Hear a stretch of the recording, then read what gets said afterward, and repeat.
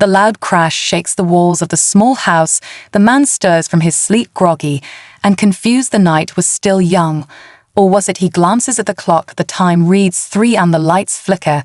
Then the sound of something metal twisting and cracking fills the air, a sudden blast of heat, and a blinding flash from the window. He jumps out of bed, heart racing, thinking maybe it's just fireworks or some insane prank. But deep down he knows this is different. He rushes to the window, his hands trembling, as he pulls back the curtain and stares up at the sky. A flash of light splits the darkness, and a large object hurtles toward the earth. It seems like it's going to crash into his street, but at the last second, it veers to the side and lands with a deafening crash on the roof above him. The roof buckles under the impact, and he stumbles back from the window. His heart pounds louder than the noise from the wreckage as he hears pieces of the ship scattering on his roof, fragments of metal. And what sounded like glass shattering, a strange humming noise, follows like an engine struggling to stay alive. The man feels the urge to run, but something tells him to stay. Curiosity mixes with fear. He grabs his phone, but when he tries to dial the emergency number, it's dead. He curses under his breath and runs for the door. When he steps outside, the cool night air hits him like a slap to the face, his breath coming in short bursts as he looks up at the sky, searching for the source of the explosion above the roof of his house. He steps forward toward the wreckage and notices the odd glow that flickers beneath the debris. It's faint but undeniable. He cautiously climbs up the side of the house, using the trellis to gain access to the roof, each step heavier than the last. The sound of sizzling metal and crackling energy fills his ears. When he reaches the top, he can barely believe his eyes. He stares at the ship, its shape all wrong, nothing like a plane or anything from Earth. The metal is smooth with a strange iridescent sheen that shifts colors with the angle of the light. He reaches out to touch it and feels a warmth radiating from it. The man takes a step back, unsure of what to do next. And that's when he hears it, a soft sound like a voice calling to him. It's faint at first, but grows clearer with each passing second. His name echoes through the air, a voice filled with desperation. The man's heart skips a beat. It's almost as if the voice knows him. But he shakes his head, trying to clear the confusion. He steps closer to the wreckage and peeks inside, through a small crack in the side of the ship. At first he can't see anything, but then a figure stirs from within. A shape stands up through the hole in the wreckage, and the man freezes at the sight of her. She's tall, glowing silver skin that shimmers in the dim light. Her long hair is almost ethereal as it floats around her face. Her features are sharp and elegant, but it's her eyes that catch him. The sadness in her gaze is almost unbearable. The woman's movements are slow and deliberate as she steps toward him, her eyes never leaving his. Her voice comes again, this time more urgent, and it sounds like it's calling him. She speaks words he doesn't understand, but the tone is unmistakable, a mix of hope and sorrow. She reaches out her hand toward him, and in that moment he feels a strange pull, like an invisible thread, tying them together. He doesn't know why, but he takes her hand as she clutches his palm with a warmth that surprises him. She looks at him as if she's found something she's been searching for. Her lips tremble, as if struggling to speak, but her eyes never leave him as she whispers words he still doesn't understand. And then something shifts. She stares at him in disbelief, her hand shaking as she reaches up to touch his face. The woman's voice cracks as she says his name in a whisper, a name he's never heard before, yet somehow it feels familiar. She pulls back quickly, confusion clouding her features. She looks at him again with renewed urgency. This time her words are more direct, and he feels the weight of her gaze. She speaks a name again, but this time it's clear she's calling him by a title he doesn't know. The man is speechless, staring at her in confusion. She continues speaking, but now there's panic in her voice, her fingers grasping at him, as if desperate for him to understand. He opens his mouth to speak, but his throat feels dry. No words come out. The woman's eyes widen as she stares at him, her grip tightening on his wrist, her breathing shallow and quick, as if she can't believe what she's seeing. Her voice shakes with emotion. Her words spill out in a frantic rush, a language he doesn't understand, but the way she says them makes his chest tighten. It's not just the panic in her eyes, it's the way she looks at him, like he's someone she's been waiting for all her life, someone she's lost and found again, and against all odds. The man's mind races, trying to make sense of what's happening. He opens his mouth to speak, But nothing comes out. His thoughts are too jumbled, too scattered. He's never seen this woman before in his life. He knows it, yet everything in her expression says otherwise. She pulls her hand back slowly, still watching him. As if he's a ghost, she takes a step back, and then another, as if unsure what to do next. He watches her movement, cautiously waiting for her to make the next move. Her gaze doesn't leave his for a moment.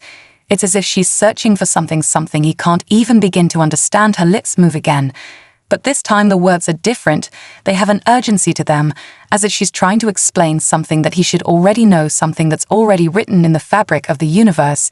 He feels the weight of her words pressing down on him. Even though he doesn't know what they mean, the woman's eyes suddenly flicker with a strange recognition. She raises her hand slowly, and her fingers brush against his cheek gently.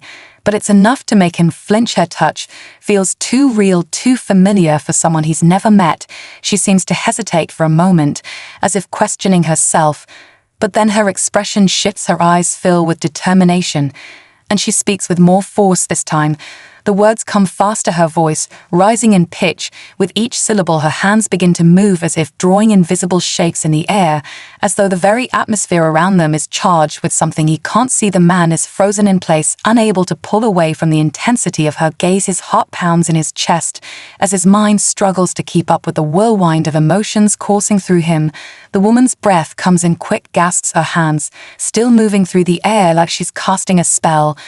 But then something changes. The words she speaks seem to slow down, almost as if she's realized something. She stops her gestures and looks at him for a moment longer, then feels comfortable. The silence between them stretches for what seems like an eternity. The man tries to speak, but his voice is still trapped in his throat. He feels like he's suffocating in the weight of the moment. When at last the woman breaks the silence, she speaks again, her voice trembling. But this time there's something new in her tone, something softer, almost gentle. She calls him by a name that's not his. It's a name from a past he doesn't remember. But her tone is so filled with love and pain that it sends a chill down his spine. Her hand hovers in the air between them for a long moment before she lets it fall to her side. Her face pales as if a wave of realization has hit her. She stares at him with an intensity that makes him want to look away. But he can't. Her expression flickers between confusion and something else he can't name. She takes a step toward him slowly, as if testing whether he'll pull away. But he doesn't move. He's not sure if he's frozen with fear or mesmerized by the strange pull between them. The woman stops just short of touching him again, her breath coming in shuddering exhalations. She reaches out tentatively, as if to say something, but the words get caught in her throat. She pauses, as if collecting herself before finally speaking again. This time, the words are simple and clear, but they send a shiver through him. "You are my husband." The man blinks at her, unable to process what she's saying. His heart stutters as she repeats herself, her eyes welling with unshed tears. "You are my husband," she says again, each word carrying the weight of a universe he doesn't understand. He shakes his head in disbelief. "No, I'm not him. I don't even know you." He tries to protest, but his voice comes out in a whisper, almost as if her words have stolen the air from his lungs. The woman's face contorts in anguish. She steps back from him, as if he slapped her. She shakes her head slowly, as if she can't comprehend his words. Her hands tremble at her sides, and her lips quiver as she speaks again. "You are him," her voice cracks. "I know you. I've waited for you. I've found you." Her gaze never leaves his. She reaches up to touch her chest, where her heart should be, and the man feels a deep ache in his own, as if her pain is somehow linked to him.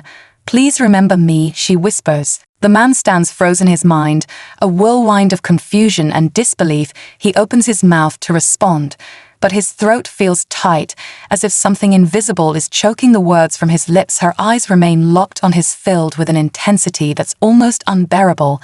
She steps closer, and her presence becomes overwhelming. The air seems charged with something he can't explain. A deep sense of loss and longing radiates from her, and it pulls at him in ways he doesn't understand. She's standing so close now. He can feel the warmth of her skin. He notices how fragile she seems, like a being out of place in this world, and yet there's something undeniably powerful about her. The way her gaze pierces through him, the way she's clinging to him, as if he's her only hope. He takes a slow step back, his breath coming in shallow bursts, his body urging him to run. but his legs feel heavy, as though the gravity around him has suddenly increased. Her gaze follows his every movement, as though she's afraid he'll disappear if she takes her eyes off him for even a second. "You are him," she repeats, her voice softer now, but still filled with conviction. "I know you, I've waited for you, I've found you." The words seem to echo in his mind. They don't make sense, but somehow they stir something deep within him. A distant memory flickers at the edge of his consciousness. It's like a dream slipping through his fingers. Just when he tries to grasp it, it vanishes. But the feeling lingers like an echo in the back of his mind. He shakes his head, trying to clear his thoughts. But the image of her face, the pain in her eyes, won't leave him. He watches her closely. She's trembling, her hands curled tightly at her sides, like she's holding onto something she can't let go of. Her lips are trembling too. As she tries to find the words to explain herself, her expression is a mixture of hope and desperation, like she's searching for something inside him that's lost, but not forgotten. He feels a strange pull inside him, like an invisible thread connecting them, but he doesn't know what it means. "Who are you?"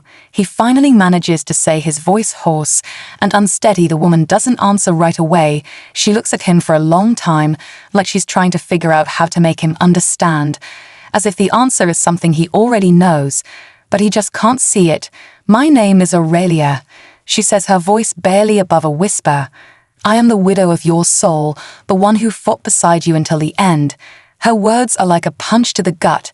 They strike him with such force that he stumbles backward, his head spinning. His eyes lock onto hers as she steps closer again, her eyes soft now, but filled with an overwhelming sadness.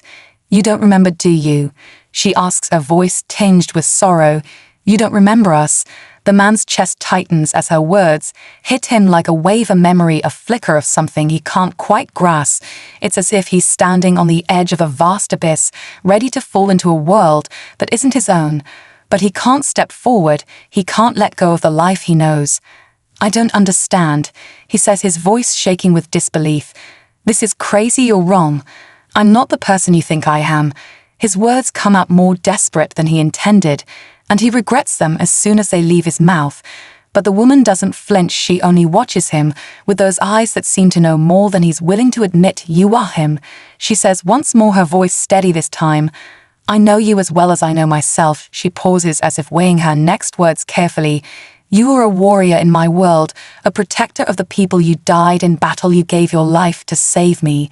The man's breath catches at the words. Her tone is so certain, so sure, that it sends a shiver down his spine. He opens his mouth to deny it, but the words stick in his throat. How could she know such things? How could she know him when he has no memory of any of it? "You're not him," he repeats more quietly now, but the doubt in his voice is clear. "You're not my husband." Aurelia's face crumples in pain at his words, and for a moment, the man feels like he's struck her physically. But before he can apologize, she steps back, a small sob escaping her lips. She wipes at her eyes with trembling hands, and when she speaks again, her voice is barely audible. "I've waited so long for you," she whispers, "so long to be with you again." The man stands in silence, his mind racing with confusion and disbelief, his heart thumping in his chest as he watches Aurelia, her pain so raw and genuine that it cuts through him in ways he can't explain. He opens his mouth to speak, but the words seem to die on his tongue. His throat tightens as if it's been constricted by the weight of her gaze. She watches him closely, every movement he makes. She studies him like he's the key to everything, but all he can think of is how wrong this all feels. She's not his wife. She couldn't be. He's just an ordinary guy stuck in a world that makes sense to him. And now here she is claiming he's someone he's not, someone from a war he doesn't remember fighting. He shakes his head slowly as he backs away from her, his hand reaching out as if to steady himself against the overwhelming confusion. "I'm not who you think I am," he says, his voice trembling this time. He's certain of it. But she doesn't react as he expects. Her face doesn't twist with anger or frustration.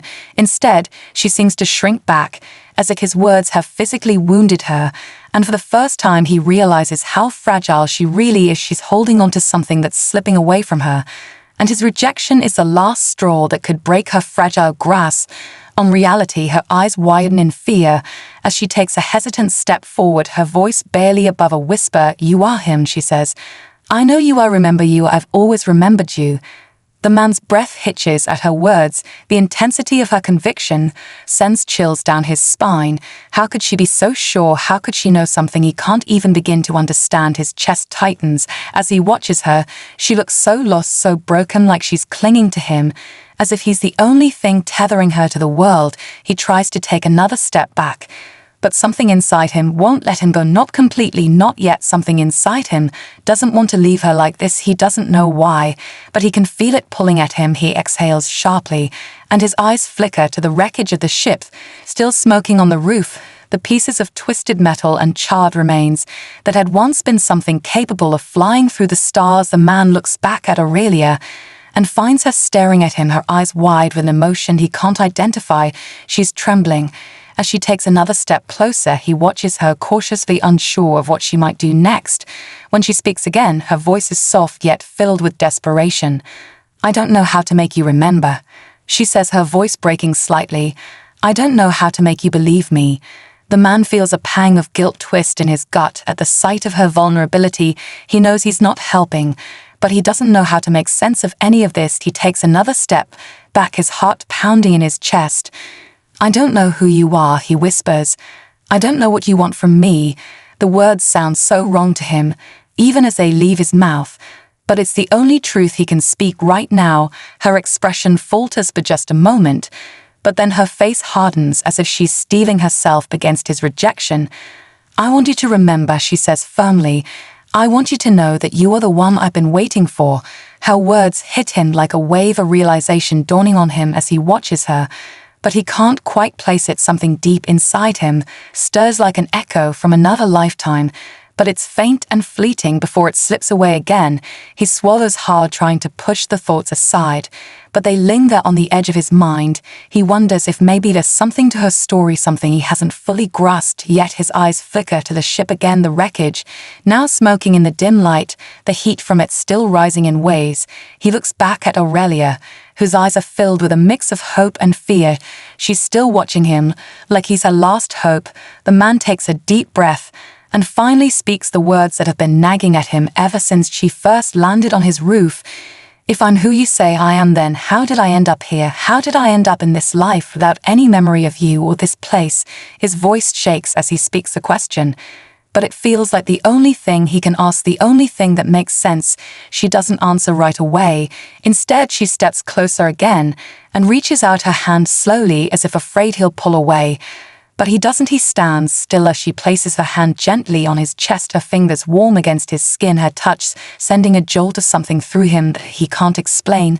"I don't know," she whispers, "but I will find the answer. I will make you remember." Her words are filled with such determination that it almost makes him believe her. The man stands still as Aurelia's hand rests against his chest. His heart pounds under her touch, and for a moment he feels something stir inside him, something ancient and distant. It flickers in the back of his mind like a dream just out of reach. He swallows hard, the confusion still swirling in his mind. He takes a small step back, pulling away from her touch. But she doesn't let go. Her fingers tighten slightly, as if afraid that if she lets him go, he'll disappear into the night, and she'll be left alone again. He looks at her. Her eyes are wide, her face pale, her lips trembling with the weight of everything she's been holding inside him. His chest aches with an unfamiliar feeling he can't place. He doesn't know if it's guilt or sympathy or something else entirely, but it pulls at him like a thread, tying him to her. He takes another deep breath, trying to clear his head, trying to make sense of all the madness around him. But the more he tries to focus, the more the world around him seems to blur. He feels dizzy, like he's losing himself in a storm of emotions he never asked for and can't understand what is happening. He mutters more to himself than to her, but Aurelia hears in her eyes soften, and she steps closer again. This time there's no hesitation in her movements as she places her hands gently on his shoulders, her touch comforting, almost like she's reassuring herself that he's still there, that he hasn't slipped away. "It's okay," she says softly. "You're not alone, I'm here." Her voice is warm, but filled with a deep sadness that he can't ignore. It feels like she's carrying the weight of the universe on her shoulders. And yet she's still here, trying to hold on to him, trying to make him remember something he doesn't even know. She pulls back slightly and looks up at him with those piercing eyes that seem to see straight through him. She studies him for a long moment, as if deciding how much to reveal to him. "You are a warrior," she says, her voice steady now. "You fought to protect my world, and the people I loved, you gave your life for them, for me." The man's mind races again, but this time he doesn't push the words away. Instead, he allows them to wash over him. He closes his eyes, and for a fleeting second, he sees flashes of a different place, a different time, a battlefield covered in the smoke of war and the cries of dying soldiers. He sees faces that aren't his but seem strangely familiar. He feels the weight of a sword in his hand, the cold steel biting into his skin, and a strange sense of purpose in his chest. But the moment is gone before he can grasp it. His eyes snap open, and he stares at Aurelia, his breath coming in ragged gasps as he tries to make sense of the image that's just flashed before his eyes. "I don't remember," he says, his voice hoarse. "I don't remember any of it." Aurelia's eyes flicker with a hint of pain, but she doesn't pull away, she doesn't retreat. Instead, she presses forward, her hands gently cupping his face in her palms, her touch tender but insistent. "You will," she whispers. "You just need time. You need to trust that this is real, that we are real." The man shakes his head, unable to believe what she's saying, but the pull between them is undeniable. There's something inside him that refuses to let go of her, something inside him that wants to believe her, even if his mind can't fully comprehend what she's saying. "Why now?" he asks, his voice trembling. "Why did you come to me now? Why didn't you find me sooner?" His words hang in the air between them, and for a moment there's silence as Aurelia looks away, her gaze distant, as if lost in a memory she doesn't want to relive. "I tried," she says quietly. "I tried to find you for years. I searched the galaxy. I followed the traces of your soul wherever I could feel it." Her voice falters, but she quickly steadies herself. "But you were lost, your soul scattered across time and space. I couldn't find you until now." Her words hit him like a physical blow, and for a moment he feels as if the ground beneath him is slipping away, but he's falling into a void with no way to stop it. "Lost." He repeats the word softly. He's not sure what it means, but it sends a chill down his spine. "So this is real then?" he asks, more to himself than to her. "I'm not just losing my mind. I'm not just imagining this." Aurelia's eyes shine with unshed tears as she nods. "This is real," she says firmly. "You are real and you are mine." The words echo in the man's mind. They don't make sense, and yet they feel undeniable, like a truth he's been too afraid to accept. He looks at her again and sees the pain and hope in her eyes, and for the first time he wonders if maybe there's something more to this story, something more than he's been able to understand up until now. The man stares at her, his mind a swirl of questions that seem to have no answers. She's standing so close now, so vulnerable, yet so certain of everything she's saying. His heart aches with the rawness of her pain, the way she's pouring everything she has into him, like he's the missing piece of her life that she's been searching for so long. It makes him want to pull away, to run, to escape. But he can't. The pull between them is too strong, too magnetic. He takes a slow step back, trying to make sense of it all, trying to keep his distance. But her eyes follow him every step of the way, her gaze unwavering, like she's afraid if she blinks he'll disappear. He can't shake the feeling that somehow he's already caught in something beyond his control, something that's been set in motion long before he ever met her. He shakes his head, trying to clear his thoughts. But the more he tries, the more confused he becomes. His mind is a tangled mess of fragments of memories that don't make sense, faces and places he doesn't recognize. But there's a sense of familiarity in them, something deep down that tells him this is real, but the logic in him refuses to accept it. He looks at her again, her eyes pleading with him to believe her, and for a moment he wonders if maybe he's the one who's been lost all along. "What if this is all a lie?" he says quietly, his voice barely above a whisper. "What if everything you're telling me is just something you've imagined?" Her face falls at his words, but she doesn't turn away, she doesn't retreat. She steps forward again slowly, as if unsure whether he'll accept her presence. But she doesn't stop until she's standing in front of him, her hands reaching out to him.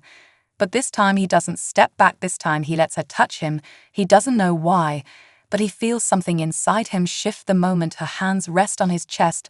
A warmth spreads through him like a spark, igniting something that's been lying dormant for far too long. Her touch feels like home, something he hasn't known in a lifetime, but somehow still remembers. He looks down at her hands, resting on his chest, his breath coming in shallow gasps as she steps closer, and he feels himself drawn to her. He looks into her eyes, and there's nothing but raw emotion there, nothing but a desperate need for him to remember, a need that's so strong it threatens to consume them both. "This is real," she says again, this time with more conviction, her voice steady and filled with determination. "I am real, and you are real." The man feels a tremor run through him at her words, but he doesn't move. He's not sure if it's fear or something else entirely, but he's still afraid to take the leap. He's still afraid to let go of the life he's always known. "I'm not him," he says, shaking his head. "I don't know who I am." The words hurt as he says them, like a part of him is breaking apart under the weight of them. But they're the truth, he knows they are, and yet something inside him protests against it. Something deep inside him screams that it's wrong, that she's right, that he is who she says he is. The woman's eyes soften at his words, and she steps even closer, her forehead touching his chest, as if she's afraid he'll shatter at any moment. "You'll remember," she whispers. "I know you will." Her voice is like a lullaby, something soothing that calms the storm in his mind for a moment, but only for a moment, because the next words she speaks make his blood run cold. "I'm not the only one who remembers," she says, her voice quieter now, almost a confession. "The others are coming." The man blinks at her, not understanding what she means. "The others," he repeats. "Who are they?" Aurelia steps back from him, her eyes filled with a dark fear he hasn't seen before. "The ones who didn't die with you," she says, her voice trembling. "The ones who are still out there, they're coming for you." The words hang in the air like a weight threatening to crush them both. The man feels his heart skip a beat as he takes a step back from her, his mind suddenly flashing with images of warriors in dark armor, eyes filled with malice. He doesn't know where these images are coming from, but they feel real, too real. And they make him feel like he's being hunted, like there's nowhere to hide. "What do you mean?" he asks, his voice shaking. "What do you mean they're coming for me?" Aurelia takes a deep breath, as if trying to steady herself, but the fear is still there in her eyes. "They know you're here. They've been searching for you since the battle ended. They're not going to stop until they find you," she says. "They're going to take you back." The man's heart races as the truth sinks in his chest, tightens with panic. He doesn't know who these people are or why they want him. But he knows one thing for sure: he's not ready to face them. He's not ready to go back to whatever life she's talking about. "How do we stop them?" he asks, his voice barely above a whisper. "How do we keep them from finding me?" Aurelia's face darkens as she steps back, her eyes darting toward the wreckage of her ship, still smoking on the roof. She looks back at him with a mixture of fear and determination. "We can't," she says, "not alone." The man's mind races as Aurelia's words sink in. They're coming for him. They've been searching for him since the battle ended. And now they know he's here. His body stiffens as the weight of the situation presses down on him. His heart pounds in his chest like a drumbeat of impending doom. He looks around the quiet night, feeling the silence close in around him, as if the world is holding its breath, waiting for something to happen, something terrible. The wreckage of her ship looms above them, a twisted silhouette against the sky, a constant reminder that this moment is far from ordinary. He looks back at Aurelia, her face pale with fear, but her eyes still filled with determination. Despite everything, he can see she's not giving up on him. "Not yet." "What do we do now?" he asks, his voice tight with anxiety. "How do we hide from them?" Aurelia hesitates for a moment, her eyes flicking to the sky, as if she's listening for something or waiting for something to happen. "We don't hide," she says, finally, her voice steady, but filled with a quiet resolve. "We fight." The word hangs in the air between them, and for a moment, the man can't even process it. He stares at her, not sure if he heard her correctly. "Fight," he repeats, as if the concept is foreign to him. "How are we supposed to fight against them?" Aurelia steps closer, her gaze hardening with a mixture of determination and sadness. "You fought before," she says softly. "You fought for my people, for me. You were one of the greatest warriors to ever live." Her words strike him like a hammer, but they don't give him the clarity he needs. Instead, they only deepen the confusion inside him. The flashes of memories are still there, lingering at the edges of his consciousness, but they slip away every time he tries to reach for them. He's not who she thinks he is. He can't be. She's talking about a warrior, someone strong and fearless. But he's just an ordinary man who's lived an ordinary life, How could he possibly fight against what she's describing? How could he take on enemies who are so powerful that they've been searching for him across galaxies? He swallows hard, trying to steady himself, but the knot in his stomach only tightens. "I can't do this," he says, his voice shaking.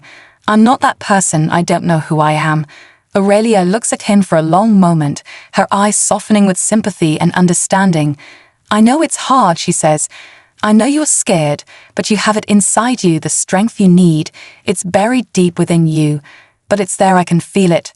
Her words are like a lifeline, but he doesn't know if he can grab hold of them. She's asking him to believe in something he doesn't understand, something he's never experienced. He's not the person she's asking him to be. He's just a man who's been caught in something he doesn't know how to escape. He looks at her again, her face a mixture of hope and fear, her eyes locked on his with an intensity that makes him feel like he's about to break. And for a moment, he almost believes her. He almost believes that he could do it, that he could become the warrior she's talking about. But then the doubt creeps back in the uncertainty, the fear that he's not who she thinks he is, and never will be. "I can't remember any of it," he says, his voice barely above a whisper. "I don't know how to fight them." Aurelia steps back slightly, her hands falling to her sides, as if the weight of his words has physically hurt her. But she doesn't give up, she doesn't walk away. Instead, she holds her ground and looks at him with a quiet intensity. "You don't need to remember," she says firmly. "You just need to trust me, trust that you can do this." She pauses for a moment and then adds, "I've waited for so long to find you. I won't lose you again." Her words hit him harder than anything else she said. He feels something twist in his chest like a tightening knot. But it's not just fear, it's something deeper, something that makes him want to believe her, something that makes him want to trust her. He takes a deep breath and looks at her, his mind, a whirlwind of confusion and doubt, but also something else, something that feels like hope. "What do we do first?" he asks finally, his voice steady but uncertain. Aurelia's face lights up with a small but genuine smile. "First we get you out of here," she says. And with that, she turns toward the wreckage of her ship, her movements quick and purposeful. As she heads toward the entrance, the man hesitates for just a moment, but then follows her every step of the way, his mind still reeling, but his feet moving on their own. It feels like he's stepping into something bigger than himself, something he doesn't fully understand. But he knows one thing for sure: he can't do this alone. The man follows Aurelia, his mind still whirling with questions, but now there's a strange pull inside him, something that's urging him forward, something that feels right, despite the confusion that clings to him like a shadow. She leads him toward the wreckage of her ship, the twisted metal and charred remains looking more like a grave than a vehicle of escape. But there's no time to linger on the past, no time to second-guess what's happening. They need to move. And they need to move fast. Aurelia doesn't look back as she walks toward the ship, her eyes locked on the entrance with a fierce determination. He can see the tension in her shoulders, the way she moves, like every step is part of a plan she's already made, like she's been preparing for this moment for longer than he can comprehend. He watches her closely as she reaches the hatch of the ship, her fingers moving swiftly over the controls. And with a soft click, the hatch slides open. She steps inside without hesitation, and the man hesitates for just a second longer before following her. The inside of the ship is dark, but the faint hum of its systems tells him that it's still operational. Somehow, despite the damage, he can feel the weight of the situation pressing down on him, the urgency in the air thickening with every passing second. He looks around the interior of the ship, his eyes adjusting to the dim light, and he can't help but feel like he's stepping into a world he doesn't belong to, a world that's not his yet. It feels strangely familiar, too familiar, like it's a part of him he can't remember. The thought sends a shiver down his spine, but he pushes it aside as he steps deeper into the ship. Aurelia is already at the controls, her fingers moving over the panels with a practiced ease that only adds to the strange sense of déjà vu creeping over him. He watches her for a moment, unsure of what to say or how to ask the questions that are still swirling in his mind, but she speaks before he can open his mouth. "We need to leave now," she says, her voice clipped and focused. "They'll be here soon." Her words send a fresh wave of panic through him. But there's also something else, something that makes him want to trust her. He nods silently, not trusting his voice, as he watches her work the ship's systems with a level of skill that leaves him in awe. He wonders just how much of her story is true, how much of it is real, how much of what she said about him is true. He doesn't know. But he knows one thing for sure: he can't stay here, not with the danger closing in on them, not with the threat of the others coming for him. "I'll be ready," he says finally, his voice steady, though his heart is racing. As he watches her, she doesn't look at him, but there's a slight nod of acknowledgement, and he takes that as a sign that she trusts him, or at least trusts him enough to follow through. He stands beside her as she prepares the ship to take off the engines, starting with a low hum that gradually builds to a steady roar beneath them. It's strange, but he feels a strange sense of comfort in the sound. It's like the ship is alive with purpose. And that purpose is to get them out of here, get them to safety, even if he doesn't know where that safety is yet. He looks out the viewport as the ship lifts off the ground, his heart in his throat, as they ascend higher and higher into the sky until the city below them becomes nothing more than a blur. He watches as the world falls away beneath them, the sense of isolation settling over him as the ship climbs into the unknown. They're leaving everything behind. Now everything he thought he knew, everything he thought was real, it's all slipping away, and he's not sure if he's ready for it. But there's no going back, no turning around now. They're already committed to this path.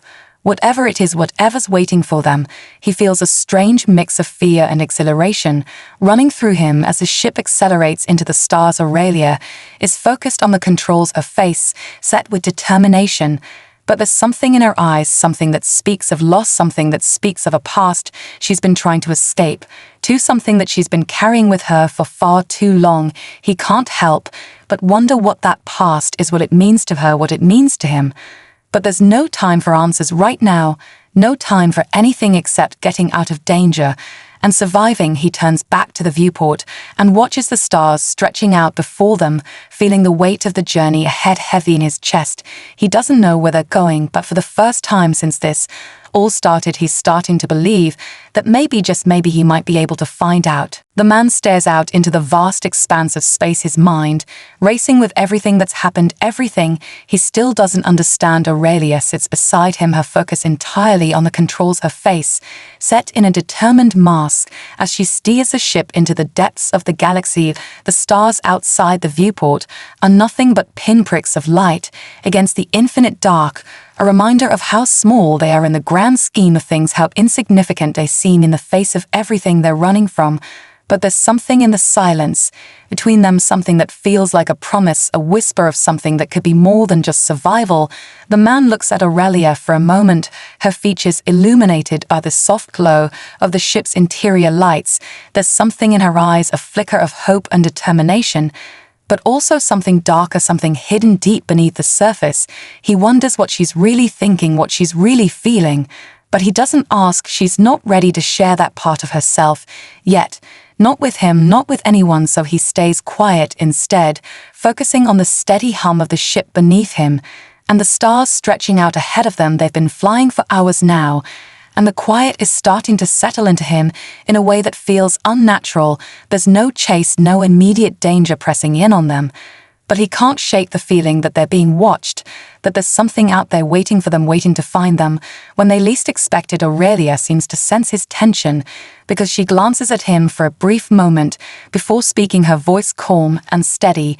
"We're safe for now," she says, though the words don't do much to ease his anxiety. He nods slowly, not trusting his own voice. He's not so sure that they're safe, that anyone is safe, not when the shadows of the past are closing in around them.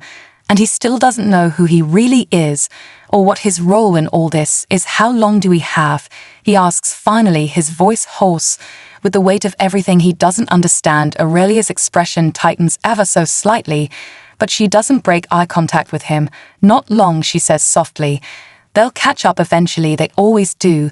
The words are a heavy blow to him, and for a moment he feels as if the ground has been ripped out from under him. The realization that their escape is only temporary, that the enemies she's been talking about will catch up with them sooner or later, is almost too much to bear. He wants to scream, to demand answers, but instead he sits there, frozen, his hands clenched tightly in his lap. "Aurelia, must sense his frustration because she reaches out and places a hand on his arm, her touch warm and grounding.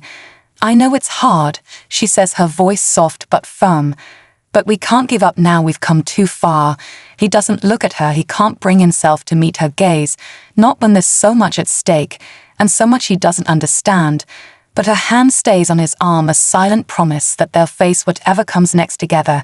And somehow he feels the faintest spark of hope, a flicker of something that could be more than just survival, more than just running away. He looks at her, then his heart heavy with the weight of his confusion and fear. But also something else, something that feels like trust. "How do we stop them?" he asks finally, his voice barely a whisper. "How do we end this?" Aurelia takes a deep breath, and for a long moment she doesn't say anything. She simply stares ahead at the endless stretch of stars before them, her eyes distant as if lost in thought. Then finally she speaks, her voice low but resolute. "We fight," she says the word again. But this time it doesn't sound like a distant possibility, it sounds like a plan, like something she's already decided. And for the first time he believes her, he can see it in the way she holds herself, in the way she's never backed down from the danger that's always been a part of her life. The man takes a deep breath, his heart still racing, but the fear beginning to ebb away as he starts to feel something else, something that feels like purpose. "I don't know how," he admits, his voice quiet. "But I'll fight." Aurelia looks at him, then her gaze softening just a little. "I know you will," she says simply. And for the first time since all of this began, he feels like he's not just some pawn in a game that's bigger than him. He feels like he has a place, a purpose, something he can fight. For he looks out at the stars again, this time with a new sense of determination, a sense that he's not lost anymore, that he's not alone in this. And as the ship continues its journey deeper into the unknown, he knows that whatever happens next, he's ready to face it.